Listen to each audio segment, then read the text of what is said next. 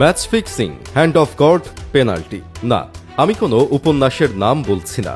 এটি আর্জেন্টিনার 3 বিশ্বকাপ জয়ের বিতর্কিত অধ্যায়ের নাম। আর্জেন্টিনা কি আসলেই বিতর্ক ছাড়া কোনো বিশ্বকাপ জয় করতে পারেনি? চলুন জেনে নেওয়া যাক আর্জেন্টিনার 3টি বিশ্বকাপ জয়ের সঙ্গে জড়িয়ে থাকা কিছু কলঙ্কিত ঘটনা সম্পর্কে। 1978 সালের বিশ্বকাপ ছিল আর্জেন্টিনার জন্য স্বপ্ন পূরণের এক অধ্যায়। নিজেদের মাটিতে প্রথমবারের মতো বিশ্ব চ্যাম্পিয়ন হয়েছিল তারা। রাস্তায় নেমেছিল লাখো মানুষ, উৎসবে মেতেছিল পুরো দেশ। কিন্তু সময়ের সঙ্গে সঙ্গে সেই বিশ্বজয়ের গায়ে লেগেছে বিতর্কের ছাপ। 1976 সালে সামরিক অভ্যুত্থানের মাধ্যমে ক্ষমতায় আসে জেনারেল জর্জ রাফায়েল ভিদেলার সরকার। সে সময় দেশ জুড়ে চলছিল রাজনৈতিক দমনপীড়ন, মানবাধিকার লঙ্ঘন এবং হাজার হাজার মানুষের নিখোঁজ হওয়ার ঘটনা। এমন পরিস্থিতিতে 1978 বিশ্বকাপ সামরিক সরকারের জন্য একটি বড় সূচক হয়ে আসে, আর সবচেয়ে বড় বিতর্কের জন্ম দেয় পেরুর বিপক্ষে ম্যাচটি। দ্বিতীয় গ্রুপ পর্বে ব্রাজিল তাদের শেষ ম্যাচে পোল্যান্ডকে 3-1 গোলে হারিয়ে ফাইনালে ওঠার পথে এগিয়ে যায়। অন্যদিকে আর্জেন্টিনাকে ফাইনালে উঠতে হলে পেরুকে অন্তত 4 গোলের ব্যবধানে হারাতে হতো। সে সময় শক্তিশালী পেরুর বিপক্ষে এমন জয় প্রায় অসম্ভব বলেই মনে করা হচ্ছিল।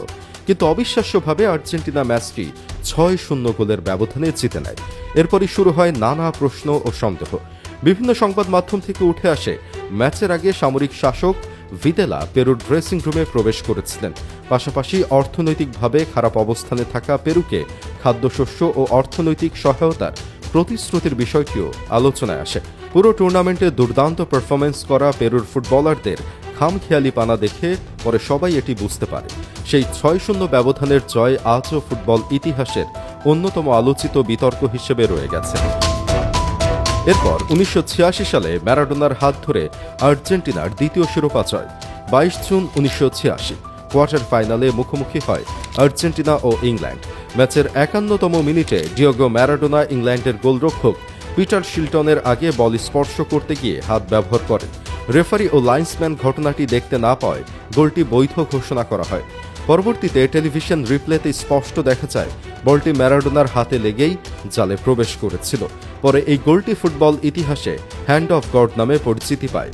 ইংল্যান্ডের সমর্থক ও অনেক বিশ্লেষকের মতে এই অবৈধ গোলই ম্যাচের মোড় ঘুরিয়ে দিয়েছিল। শেষ পর্যন্ত আর্জেন্টিনা সেবার বিশ্বকাপ জিতলেও এই ঘটনাটি তাদের সেই শিরোপার সঙ্গে চিরকাল জড়িয়ে রয়েছে। এরপর শেষবার লিওনেল মেসির নেতৃত্বে আর্জেন্টিনার তৃতীয় বিশ্বকাপ জয়ও বিতর্কের বাইরে ছিল না।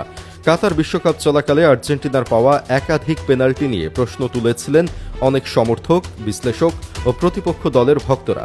সৌদি আরবের বিপক্ষে প্রথম ম্যাচ থেকে শুরু করে ফ্রান্সের বিপক্ষে ফাইনাল পর্যন্ত বিভিন্ন ম্যাচে পাওয়া পেনাল্টিগুলো নিয়ে সামাজিক যোগাযোগ মাধ্যমে এবং বিভিন্ন গণমাধ্যমে ব্যাপক সমালোচনা হয়।